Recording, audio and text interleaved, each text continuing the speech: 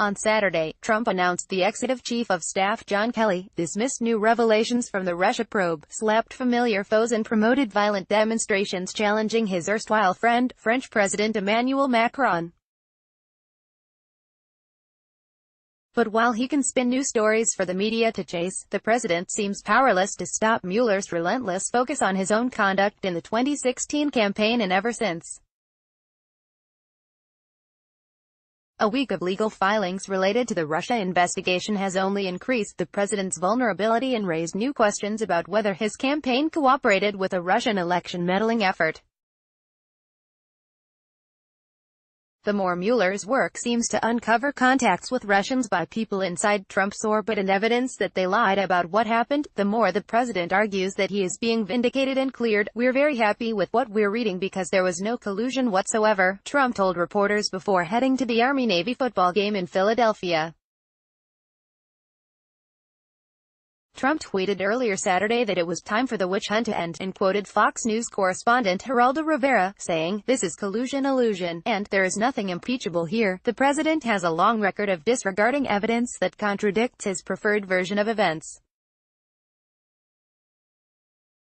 And Trump has mounted a long campaign to discredit the special counsel, apparently seeking to devalue any eventual conclusions that are critical of his conduct." But the deepening record of the Mueller investigation is raising the possibility that Trump's talent in creating alternative realities is facing its stiffest test yet. New and damaging information for the White House comes at a time when every move by Mueller appears to bring his investigation deeper into the White House and Trump's inner circle, and shows it has expanded well beyond what may or may not have happened in the 2016 campaign. So the president has every reason to change the subject.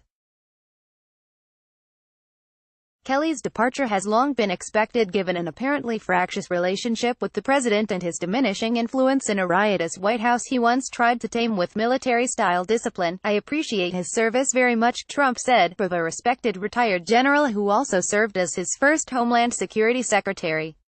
CNN's Caitlin Collins reported Saturday that Trump was in talks with Nick Ayers, who currently serves as Chief of Staff to Vice President Mike Pence, to succeed Kelly. But the elevation of Ayers is not certain, as he is looking to move his young family back to Georgia and may only want to do the job in the short term. Trump also took time to tweet about violence in France that has rocked the Macron government and caused the cancellation of fuel tax increases designed to wean consumers off fossil fuels that cause global warming. "Very sad day. Maybe it's time to end the ridiculous and extremely expensive Paris Agreement and return money back to the people in the form of lower taxes," Trump wrote on Twitter. Taunting a fellow world leader who was once a friend but has recently criticized the president's nationalistic worldview might be a pleasant diversion for Trump, but cannot change the reality of the widening special counsel probe. Mueller is clearly now looking not just at allegations of possible cooperation of Trump associates with Russia's efforts to interfere in the 2016 election, but at possible obstruction of justice even after the firing of then FBI Director James Comey in May 2017. That much became clear when CNN reported on Friday that the special counsel has spoken to Kelly in recent months. The chief of staff did not even take the job until July 2017. A series of filings and court action this week by Mueller, federal prosecutors and attorneys for the president's former lawyer Michael Cohen and former National Security Advisor Michael Flynn appeared to significantly sharpen the threats facing Trump and key associates.